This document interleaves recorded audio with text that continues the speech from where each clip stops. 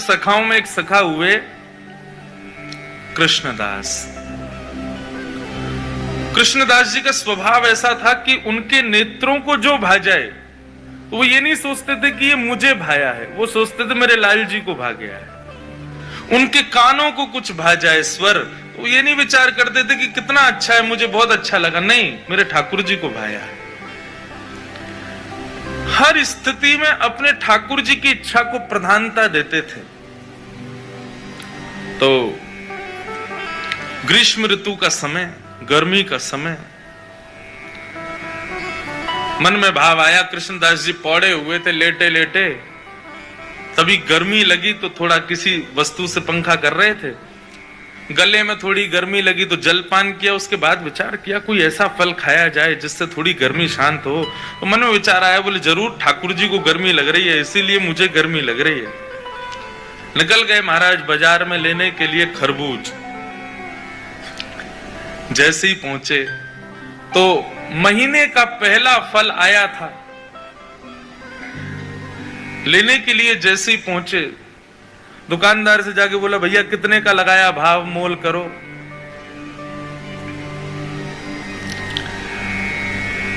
दुकानदार ने जो भी भाव था उसका 1 रुपया 2 रुपया बताया, बोले इतने का है, लो। यहां कृष्णदास जी खरीदने लगे, इतने में ही राजा के सैनिक आ गए। सैनिकों ने आकर कहा, बोले नहीं, महीने का पहला फल है, पहले राजा की सेवा में जाएगा, बाद में किसी मंदिर मठ में जाएगा। कृष्णदास जी बोले यहां तो हमारे लाल जी की नाक कट जाएगी अगर ये फल राजा के यहां गया तो। महीने का पहला फल है, ठाकुर जी की सेवा में जाना चाहिए। अब इनको प्रवचन क्या सुनाऊं मैं? ये राजा के यहाँ रहने वाले लोग, इनमें बुद्धि विवेक तो होता नहीं है, केवल तनख्वाह के लिए राजा की जय जयकार करते हैं। हमारे यहाँ तनख्वाह थोड़ी देते हैं ठाकुर जी, हम तो फिर भी जय जयकार करते हैं। ये राजा के लोग, इसको क्या समझाऊं मैं? कृष्णदास जी उनको समझाते तो बात बिगड़ जाती। कृष्णदास जी ने बोला भैया देखो, पहले हम आए तो हमको देना चाहिए। दुकानदार बोला पहले आप आए हो, लेकिन अगर इनको नहीं दिया तो ये दंड दे सकते हैं मुझे, राजा के लोग हैं, मैं तो इन्हीं को दूंगा। कृष्णदास जी बोले अगर हम तुमको दुगना रुपया दें तो, 1-2 रुपए की चीज की अगर हम 5 रुपए दें तो भी नहीं दोगे? तो उसका मन थोड़ा लोभ में आ गया। उसने कहा भैया देखो, आप भले ही राजा के यहाँ से, लेकिन राजा सबका भला चाहता है ना, अगर इनकी वजह से मेरे घर की रोटी बढ़िया आ जाए तो फिर मैं इन्हीं को दे देता हूं, ये 4 रुपया दे रहे हैं। राजा के सैनिकों ने कहा हम पे कोई कमी है क्या, हम 10 रुपया देंगे, लाओ अब हमको दो। 10 रुपया बोला तो कृष्णदास जी बोले हम 15 रुपया देंगे। अच्छा एक और बात बताऊं, जेब में लाए 2 ही रुपया थे कृष्णदास जी लेकिन भक्ति में विचार नहीं करना होता ना, यही तो हम सिखा रहे हैं आपको। लाए 2 ही रुपया थे, लेकिन बातें देखो। सैनिक बोले भाई राजा की नाक कटेगी, सुनो 20 रुपया देंगे, फल हमको दो। कृष्णदास जी बोले 25 देंगे, बिना विचार किए, हमको दो। करते करते करते महाराज मोल पहुंच गया 90 रुपए पे। कृष्णदास जी सीधे बोले हम 100 रुपया देंगे, अब तो हमको देना ही पड़ेगा। फल वाला सोच रहा है ये जल्दी ले में, और मैं यहां से जाऊं, मेरी तो छुट्टी, अब तो 1-8 साल अगर दुकान नहीं भी लगाऊंगा तो चलेगा, 100 रुपया मिल रहे हैं, उस समय बहुत होते थे। जब 100 रुपए पर अंक पहुंच गया कृष्णदास जी का, सैनिकों ने बोला कि भाई देखो, हम भले ही मोल भाव तो लगा रहे हैं, अपने राजा की नाक बचाने के लिए रुपया बढ़ाते तो चले गए, लेकिन अगर राजा ने पूछा कि फल कितने का आया और हमने कहा 100 रुपए का, तो राजा तलवार निकाल के सर धर से अलग कर देगा। बोले राज संपत्ति को तुम कुछ सोच ही नहीं रहे हो कि 100 रुपए का फल लाए हो। अंत में राजा के सैनिकों ने हाथ खड़े किए, बोले इन्हीं को दे दो, हमको नहीं चाहिए। दुकानदार बोला लाओ 100 रुपया।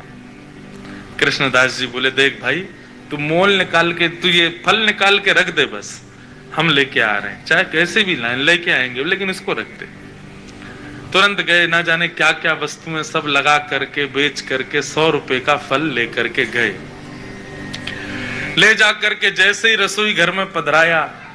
अच्छा हमारे यहाँ वृंदावन में बंधुओं आज भी एक नियम है, बहुत सावधानी से सुनना। ठाकुर जी के 12-1 बजे मंदिर बंद हो जाते हैं। हम लोगों को ऐसी विचारधारा है कि ठाकुर जी शयन कर रहे हैं, लेकिन नहीं। ये वृंदावन में दोपहर में मंदिर बंद होने का रहस्य शयन करना। ठाकुर जी शयन में नहीं जाते, हमारी आपकी तरह नहीं रोटी खा के पड़ गए। ठाकुर जी गौचारण के लिए जाते हैं उस समय। तो कभी भी आज के बाद वृंदावन में ये हो कि भाई 12 बज गए 1 बजे, तो किसी से ये नहीं कहना ठाकुर जी शयन कर गए। कई लोगों को मैंने देखा 1 बजे मंदिर पर, अब तो बिहारी जी के शयन हो गए। नहीं, शयन रात्रि में होता है। दोपहर में तो ठाकुर जी वनचारण के लिए जाते हैं, वन में गए, गौचारण करने गए। और उसका प्रत्यक्ष प्रमाण यह है कि जब ठाकुर जी का उत्थापन होता है 4 बजे के आसपास मंदिर खुलते हैं, तब ठाकुर जी का फलों का भोग लगाया जाता है। क्यों? इस भाव से कि ठाकुर जी वन में हैं और भिलनियां भोग लगा रही हैं।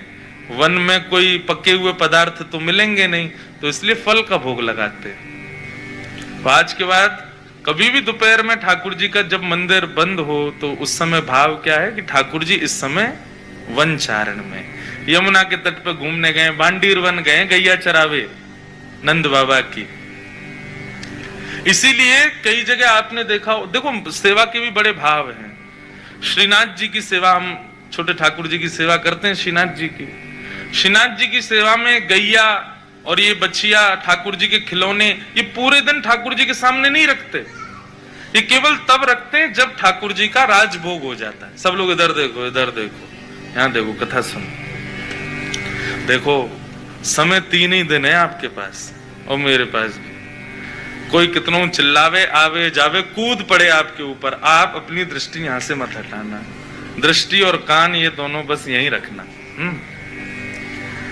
तो हमारे यहाँ नियम है ब्रज में कि ठाकुर जी के आगे गैया, ठाकुर जी के आगे खिलौने, ठाकुर जी की लकुट वगैरह, ये सब राजभोग के बाद दराई जाती है। क्यों? कि अब ठाकुर जी तैयार हो गए वन में जाने के लिए। तो आज भी नियम से सेवा वैसी चलती है। पूरे दिन गैया आदि नहीं रखते ठाकुर जी के आगे। और फिर हर मंदिर की व्यवस्थाएं अलग हैं। राधा रमन जी की अलग है, राधा वल्लभ जी की अलग है, बिहारी जी की अलग है, श्रीनाथ जी की अलग है, गोविंद देव जी की अलग है। पर सब जगह भाव यही है कि दोपहर में ठाकुर जी गौचारण के लिए जाते हैं। तो कृष्णदास जी दोपहर में फल ले आए, रसोई घर में लाके फल रख दिया। रसोईया जी को बता दिया जाके, बोले हमने जो है वहां रसोई घर में फल रखा है, अभी उत्थापन में ठाकुर जी को खरबूज का ही भोग लगाना।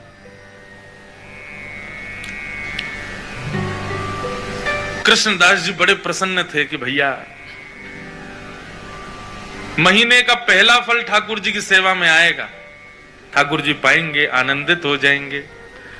रसोईया स्नान ध्यान करके जैसे ही रसोई घर में गए, पूरी रसोई खोज ली, लेकिन महाराज फल नहीं मिला, कोई ले गया उसको वहां से। बाहर आके कृष्णदास जी से कहा, बोले कि कृष्णदास जी अंदर तो फल है ही नहीं।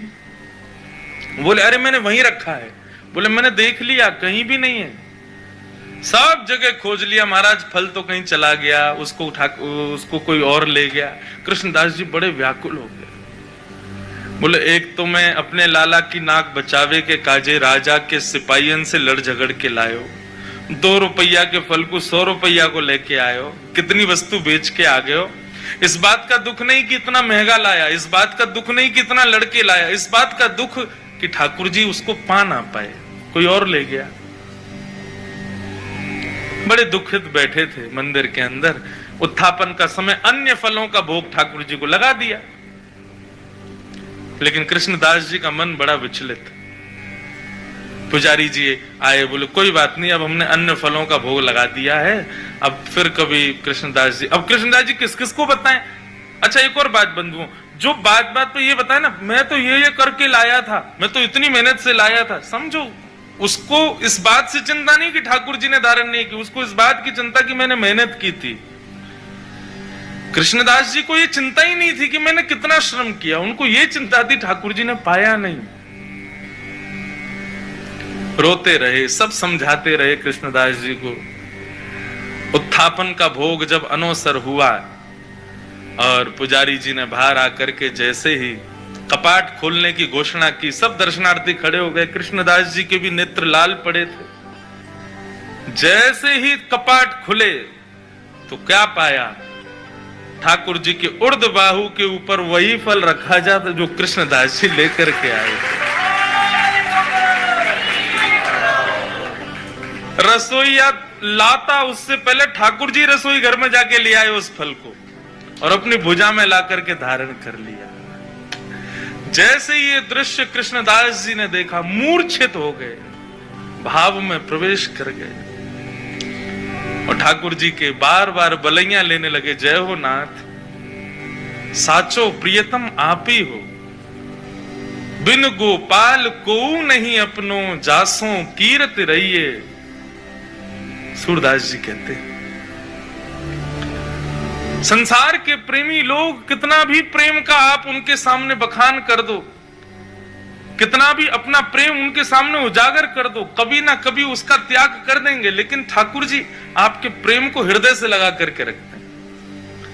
इसलिए मैं कथाओं में कहा करता हूं, ठाकुर जी को 56 भोग प्रिय नहीं, ठाकुर जी को इत्र प्रिय नहीं, ठाकुर जी को चंदन प्रिय नहीं, ठाकुर जी को दुनिया भर की पोशाक प्रिय नहीं, सोने चांदी हीरे जवाहरात प्रिय नहीं, अपने प्रेमी भक्त का भाव प्रिय है। उसका भाव कैसा, उसका भोग ठाकुर जी लगाते हैं। 56 भोग है, इससे ठाकुर जी को कोई अभिप्राय नहीं। इसलिए भैया भक्ति का पहला सूत्र अपना लीजिए कि भक्ति विचार का विषय नहीं है, विचार नहीं करना है। अब विचार मत करो, बस जो करना भाव मन में आ गया बस कर दो, ठाकुर जी सब संभाल लेंगे। ये विचार उत्पन्न होना और फिर स्वयं को उसके ना योग्य मान करके उस क्रिया को ना करना, ये ठाकुर जी की परीक्षा है। पहले तो आपके हृदय में ऐसा विचार उत्पन्न करा देंगे कि ऐसा ऐसा मुझे उत्सव करना है ठाकुर जी का, और फिर बाद में आप सोचो अरे हम पर धन तो है ही नहीं, हम तो कर ही नहीं पाएंगे। आप जैसे ही उस भाव से पीछे हटे, ठाकुर जी आपको परीक्षा में फेल कर देंगे। फेल क्यों? विचार कर रहा है। रैदास जी का चरित्र सुना है?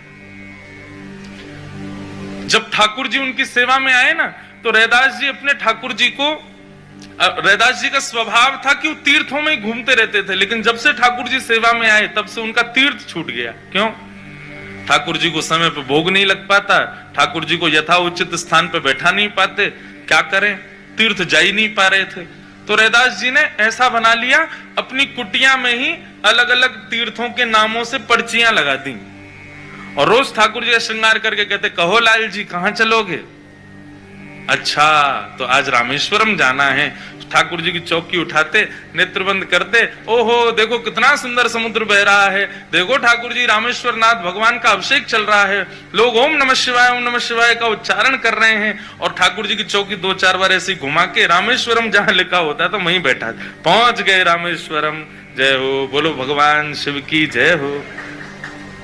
रामेश्वरम पहुंच गए ठाकुर जी, और फिर नेत्र बंद करके अपने ठाकुर जी को ही बताते, देखो ठाकुर जी अब हम धनुष कोड़ी पे घूम रहे हैं, अब देखो रामेश्वर भगवान के स्फटिक शिला के दर्शन कर रहे हैं, रामेश्वरम में कितने सारे कुएं हैं, हम उनमें स्नान कर रहे हैं, बैठे अपने गांव में हैं, अपनी कुटिया में हैं, लेकिन ठाकुर जी के प्रति भाव क्या रख रहे हैं कि हम रामेश्वरम में।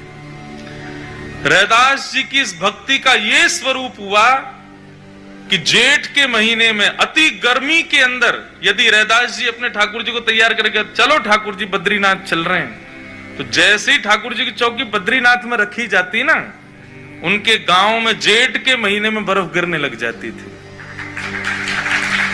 गांव के लोग जेठ के महीना में 100 लोड़ के घूमते, कोई पूछता कहा गए, बोले जरूर रैदास के ठाकुर जी आज बद्रीनाथ गए होंगे, यही मारे बर्फ गिर रही है।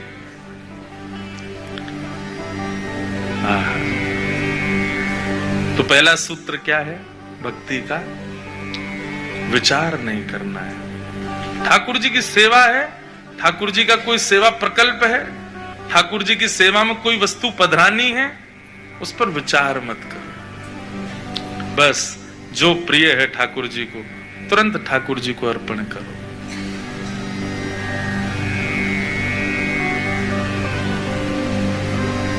आज्ञा गुरुणाम अविचारणीया। सूरदास जी गाते हैं, भरोसो दृढ़ चरणन केरो भरोसो, दृढ़ चरणन भरोसो, दृढ़ चरणन केरो भरोसो, दृढ़ चरणन केरो। श्री वल्लभ नख चंद्र छटा बिन, श्री वल्लभ नख चंद्र छटा बिन, श्री वल्लभ नख चंद्र छटा बिन, श्री वल्लभ नख चंद्र छटा सब जग माही अंधेरो, सब जग माही अंधेरो, भरोसो दृढ़ इन चरणन केरो, भरोसो दृढ़ इन चरणन केरो। भरोसा। बंधुओं, लोग दीक्षा ले लेते हैं गुरुदेव से, पर दिशा नहीं ले पाते। हमारे मायने में दिशा ज्यादा जरूरी है, दीक्षा ना भी हो चलेगा। लोग गुरु मंत्र ले लेते हैं, स्वरूप ले लेते हैं, कंठी माला ले लेते हैं, लेकिन अपने गुरु की बताई एक बात नहीं करते अपने जीवन में। ऐसे दीक्षा का क्या फायदा है? गुरु आज्ञा सर्वोपरि। गुरु आज्ञा वो भगवान की भक्ति में और पुष्टता लाएगी। हम भक्त चरित्र सुनने तो बैठे हैं, लेकिन भक्त चरित्र सुन के केवल आपको और मुझको संतोष हो जाए उससे काम नहीं चलेगा।